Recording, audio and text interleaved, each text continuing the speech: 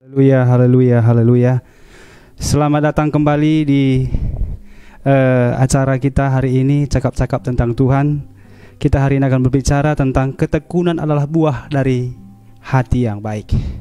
Bapak Ibu saudara kasih dalam nama Tuhan, kenapa saya bawakan judul ini kepada kita? Karena banyak sekali akhir-akhir ini anak Tuhan ya tidak sampai kepada tujuan. Apa yang dia gumulkan, apa yang dia doakan, tidak sampai kepada melihat janji Tuhan karena dia tidak bertekun. Dan saya berdoa, saya rindu anak-anak Tuhan yang menyaksikan acara ini memperoleh jawaban Tuhan sampai kepada tujuan yang Tuhan tentukan. Karena tangan Tuhan itu tidak kurang panjang untuk menolong kita, telinganya tidak kurang tajam untuk mendengar setiap doa-doa kita. Anak-anak Tuhan yang dikasihi oleh Tuhan, saat malam hari ini kita akan belajar. Tuhan Yesus mengajar kepada murid-muridnya dan kepada kita semua yang ada di sini, kepada kita yang menyaksikan channel ini, dikatakan ketekunan adalah buah dari hati yang baik. Kita lihat Alkitab kita dalam Lukas pasal 8.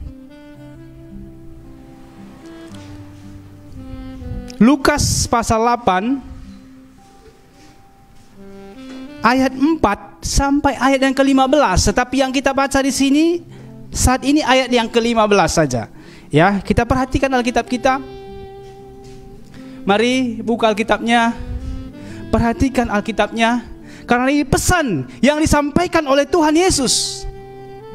Tuhan Yesus menyampaikan pesan ini kepada murid-muridnya, dan kita semua yang menyaksikan acara inilah murid-murid Yesus yang sedang menantikan janji Yesus. Dikatakan dalam ayat yang ke-15 di sini, kita perhatikan, yang jatuh di tanah yang baik itu ialah orang yang setelah mendengar firman itu menyimpannya dalam hati yang baik dan mengeluarkan buah dalam ketekunan. Ketekunan adalah buah dari hati yang baik. Soal hati ini nggak ada yang bisa mengerti ya selain kita dan Tuhan. Masalah hati ini nggak ada yang bisa mengerti. Bahkan yang di sampingnya pun saat ini nggak mengerti apa yang ada dalam hatinya. Tetapi Tuhan mengetahui hati kita hari ini. Amin. Tuhan mengerti apa yang ada dalam hati kita. Dikatakan di sini ketekunan itu adalah buah dari hati yang baik. Dikatakan di ayat 15 di sini, yang jatuh di tanah yang baik itu ialah orang yang setelah mendengar firman itu menyimpannya dalam hati yang baik dan mengeluarkan buah dalam ketekunan. Yang menyimpannya dalam hati yang baik dan mengeluarkan buah dalam ketekunan. Bapak Ibu saudara kasih dalam nama Tuhan, jemaat-jemaat Tuhan, anak Tuhan yang dikasihi oleh Tuhan, kita harus menjadikan hati kita seperti hati yang baik, menjadi tanah yang baik. Ada 3 hal di sini yang perlu kita hindari, yang diajarkan oleh Tuhan Yesus di sini, yaitu berbicara tentang tanah yang di pinggir jalan. Ada seorang penabur, dikatakan ayat ke-5. Ya, menabur benihnya. Pada waktu ia menabur, sebagian benih itu jatuh di pinggir jalan, lalu diinjak orang dan burung-burung di udara memakannya sampai habis. Ini berbicara tentang hati yang keras. Kalau kita berbicara tentang tanah, ya, sudah pasti kalau tanah yang di pinggir jalan itu keras. Tuhan Yesus berkata, lembutkanlah hatimu. Karena kalau hati keras, ya, seperti tanah yang di pinggir jalan ini, tidak bisa ditumbuhi oleh benih-benih firman Tuhan. Dan Tuhan mau hari ini, kalau seberapa kita yang ada di tempat ini yang mendengarkan firman Tuhan lewat acara ini, kita segera, kalau hati kita memiliki hati seperti tanah yang di pinggir jalan ini, supaya kita berubah di hadapan Tuhan. Yang kedua di sini berbicara tentang sebagian jatuh di tanah yang berbatu-batu, dan setelah tumbuh ia menjadi kering karena tidak mendapat air. Ini berbicara tentang tanah yang berbatu-batu. Banyak ya, ketika kita mau menanam sesuatu, Kalau ada batu-batu itu sudah pasti kita singkirkan dulu ke pinggir, ya kan? Supaya apa yang kita tumbuh itu tidak terhalang oleh batu-batu itu. Tetapi benih yang kedua ini jatuh di tanah yang berbatu-batu. Dan ini menghalangi benih itu bertumbuh. Karena apa? Ada batu-batu kesombongan, ada batu-batu yang ada dalam hatinya. Yang itu harus disingkirkan. Dan yang seterusnya dikatakan di sini oleh Tuhan, sebagian lagi jatuh di tanah yang semak duri. Dan semak itu pun semak itu tumbuh bersama-sama dan menghimpitnya sampai mati. Tuhan Yesus mau kita anak-anak Tuhan menghindari tipe ketiga tanah ini. Tanah yang ketiga-tiga ini, tipe tanah yang tiga-tiga ini harus dihindari. Karena Tuhan mau memberkati kita semua. Tuhan rindu memberikan jawaban doa kepada kita. Karena apa yang kita rindukan hari ini, Tuhan mau berikan lewat apa yang kita kerjakan di dalam kehidupan kita, dalam pengiringan kita akan Tuhan. Karena ini masalah ketekunan. Ini nggak bisa kita jadi seperti saja. Orang yang tekun itu berjuangan. Ya, seorang anak Tuhan dia bisa bertekun, dia bisa menjadi anak Tuhan yang baik, itu butuh perjuangan. Karena apa? Kalau tanpa perjuangan tak ada hasil. Kalau saudara semuanya di sini mempunyai ladang, ya, kami di depan rumah ada ladang kami, sedikit, ya, tanam tanaman sayur-sayuran. Kalau dibiarkan, lalang akan tumbuh dan akan menghimpit sayur-sayuran itu, dan itu tidak akan bisa menghasilkan sayur yang baik. Tuhan Yesus berbicara di sini tentang tanah, karena tanah itu berbicara tentang hati kita hari ini. Dalam Amsal pasal 4 ayat 23 berkata, jagalah hatimu dengan segala kewaspadaan, karena dari situlah terpancar kehidupan. Orang yang menjaga sesuatu barang bisa dijaga, tetapi menjaga hati, bagaimana Bapak Ibu Saudara selamat Tuhan? Siapa kita yang bisa menjaga hati? Tanpa pertolongan Tuhan, kita tidak akan kuat untuk menghati. Karena kalau tidak bisa menjaga hati kita, maka kita akan jatuh dalam berbagai-bagai pencobaan.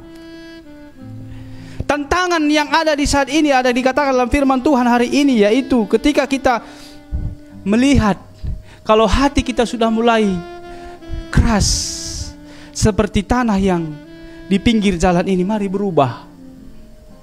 Tanah yang di pinggir jalan di sini berbicara tentang tadi sudah firman Tuhan ingatkan kepada kita, yaitu tanah yang keras, tanah yang berbatu-batu, tanah yang bersemak duri. Itu adalah tantangan iman kita, dan Tuhan rindu kita memperoleh jawaban doa. Tetapi yang perlu kita bersihkan dulu, yaitu ketika hati kita sudah mulai tumbuh semak-semak duri. Dikatakan di ayat firman Tuhan di sini bahwa tanah itu adalah seperti hati kita. Dan benih itu adalah firman Tuhan yang Tuhan mau taburkan dalam hati kita. Firman Tuhan yang ditaburkan saat malam hari ini kepada kita. Siapkan hati kita. Jadikan hati kita seperti tanah yang baik. Jadikan hati kita menjadi tanah yang baik. Karena kalau tidak menjadi tanah yang baik, kita tidak akan bisa melihat jawaban doa. Dikatakan di sini bahwa yang jatuh di tanah yang baik, inilah arti perumpamaan itu. Benih itu ialah firman Allah. Yang jatuh di pinggir jalan ialah orang yang telah mendengarnya, kemudian datanglah iblis lalu mengambil firman itu dari dalam hati mereka, supaya mereka jangan percaya dan diselamatkan. Seringkali kita bisa menjadi anak Tuhan, tetapi ini yang menjadi tantangan, tidak mau percaya.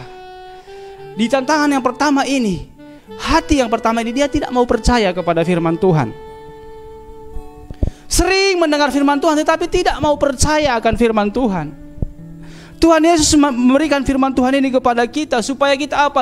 Percaya, supaya kita bertumbuh. Dan ini tantangan yang pertama ini, supaya kita hindari sebagai anak-anak Tuhan. Yang kedua dikatakan yang jatuh di tanah yang berbatu-batu, itulah orang yang setelah mendengar firman itu menerimanya dengan gembira, tetapi mereka tidak berakar, mereka percaya sebentar saja, dalam masa pencobaan mereka menjadi murtad. ada tantangan yang kedua di sini adalah tanah yang berbatu-batu. Tanah yang berbatu-batu di sini ada banyak mungkin kesombongan dalam hati, kekerasan hati. Sudah lama ikut Tuhan, tetapi ketika ditegur, ketika dinasehati, tidak mau lagi melayani Tuhan, tidak mau lagi ke gereja. Karena apa? Masih ada batu-batu dalam hati. Masih ada yang membuat dia tidak bertumbuh, yaitu batu-batu tadi adalah kesombongan, kekhawatiran yang dikatakan nanti di ayat seterusnya. Di ayat 14 dikatakan di situ bahwa yang jatuh dalam semak duri ialah orang yang telah mendengar firman itu. Dan dalam pertumbuhan selanjutnya mereka terhimpit oleh kekhawatiran dan kekayaan dan kenikmatan hidup, sehingga mereka tidak menghasilkan buah yang matang. Tidak bisa menikmati hidup bersama Tuhan, tidak bisa melihat janji Tuhan, tidak bisa melihat buah yang manis. Tuhan rindu, itu sebanyak firman Tuhan disampaikan saat malam hari ini. Tuhan rindu kita bisa mengikut Tuhan itu dengan melihat buah-buah yang manis dalam mengiring Tuhan. Tantangan ya ada, masalah bisa ada, tetapi itu tidak menghambat pertumbuhan iman kita. Dikatakan di sini bahwa yang jatuh di tanah yang bersemak duri ini, yang jatuh di tanah semak duri ini oleh orang yang telah mendengar firman itu. Didengar firman itu, tetapi ada yang menghimpit pertumbuhan imannya, yang membuat firman Tuhan itu tidak bertumbuh dalam hidupnya. Yang pertama tadi dikatakan di sana ya kekayaan.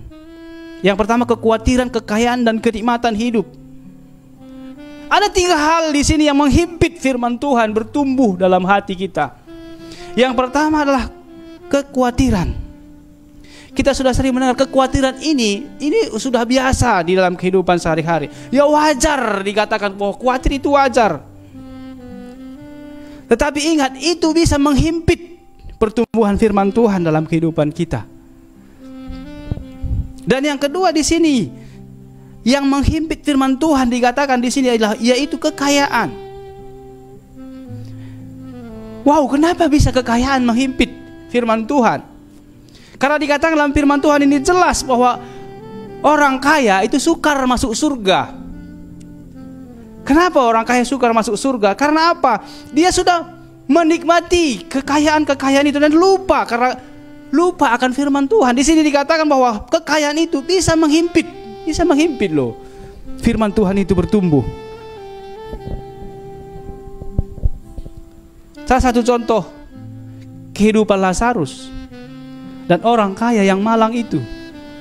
Ketika Lazarus mati dan orang kaya itu juga mati, apa yang terjadi? Lazarus pergi dan duduk di pangkuan Abraham. Dan orang kaya ini ke tempat penderitaan. Ada dua tempat bahagia, tempat penderitaan. Kenapa bisa seperti itu? Karena orang kaya itu dia hanya hidup menikmati kekayaannya. Dia hanya hidup menikmati apa yang diberikan Tuhan, tetapi dia tidak menjalin hubungan dengan Tuhan. Dia tidak terima panggilan Tuhan. Tuhan memanggil dia, tidak mau. Dia mencintai hartanya lebih daripada Tuhan. Dan kekayaan itu akhirnya menghimpit iman dia, menghimpit keyakinan dia, menghimpit firman Tuhan itu tidak bertumbuh dan tidak bisa masuk dalam kerajaan surga. Yang ketiga di sini yang menghimpit firman Tuhan itulah kenikmatan hidup. Semua orang rindu untuk menikmati hidup. Pergi jalan-jalan, makan enak. Semua orang rindu. Tetapi hati-hati kata firman Tuhan, kenikmatan hidup itu bisa menghimpit pertumbuhan iman kita. Karena udah banyak orang untuk menikmati kehidupannya, dia meninggalkan Tuhan. Enggak ke gereja, kenapa? Kemana dia? Pergi running mobil baru. Menikmatan hidup. Kemana enggak ke gereja? Enggak berdoa lagi, enggak sempat lagi berdoa. Kenapa? Karena ada kerjaan yang Tuhan berikan kepada dia. Demi kenikmatan hidup. Ada banyak orang akhirnya meninggalkan Tuhan. Dan ada kenikmatan-kenikmatan yang lain yang dikatakan dalam firman Tuhan itu, pesta pora, kemabukan, itu sudah tentu membuat kita jauh daripada Tuhan. Dan itu akhirnya akan menghimpit iman kita. Dan tidak bisa melihat buah yang manis. Karena Tuhan rindu, Tuhan Yesus di sini menyampaikan perumpamaan tentang seorang penabur ini. Tuhan mau kita akhirnya melihat buah-buah yang manis dalam mengiring Tuhan.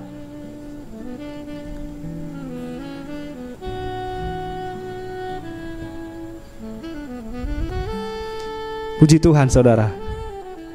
Haleluya. Kasih Tuhan itu luar biasa.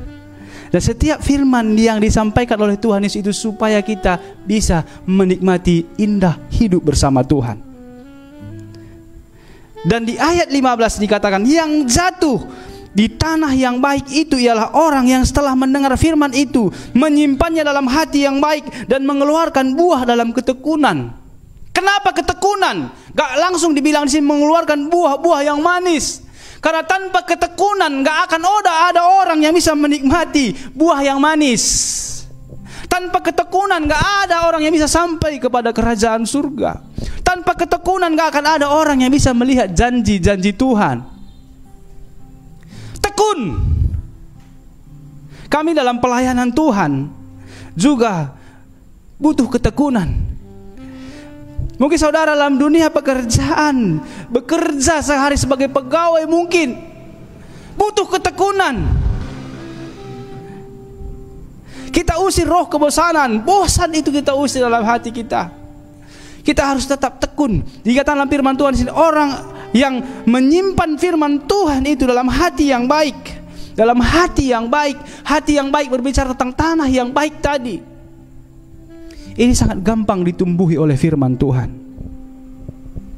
Kalau firman Tuhan itu bertumbuh dalam hati kita, firman Tuhan itu berbuah dalam hati kita, dan tidak ada yang menghalanginya. Tidak ada semak duri dalam hati kita. Tidak ada batu-batu, yaitu kesombongan-kesombongan tadi dalam hati kita. Hati kita lembut, gampang dibentuk, tidak seperti tanah yang di pinggir jalan tadi. Maka kita pasti akan melihat janji-janji Tuhan.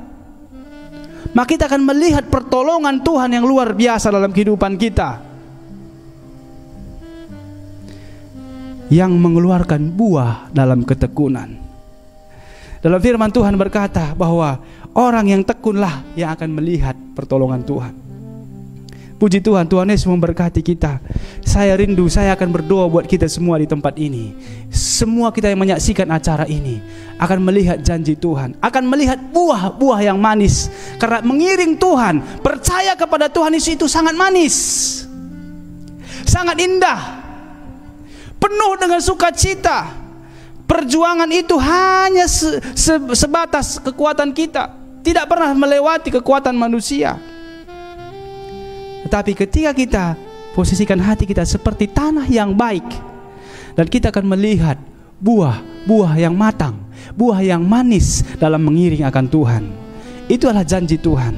Janji Tuhan itu luar biasa bagi kita. Dan setelah mendengar firman Tuhan ini, murid-murid, dikatakan sana, murid-murid mengerti dan menyimpannya dalam hatinya. Ya, firman Tuhan itu disimpan dalam hatinya. Dan hati kita itu akan menjadi terang. Karena apa? Ada yang menerangi dalam hati kita, yaitu pelita, yaitu firman Tuhan. Akhirnya kita bisa melihat masa depan yang Tuhan sudah sediakan bagi kita. Percaya kita, berjalan bersama Tuhan itu luar biasa. Pertolongan Tuhan itu tepat pada waktu dalam kehidupan kita. Tuhan Yesus memberkati kita. Inilah yang menjadi renungan kita hari ini. Tuhan Yesus baik bagi kita. Haleluya. Tuhan Yesus baik bagi kita. Tuhan Yesus memberkati kita semua. Haleluya, haleluya. Haleluya Yesus.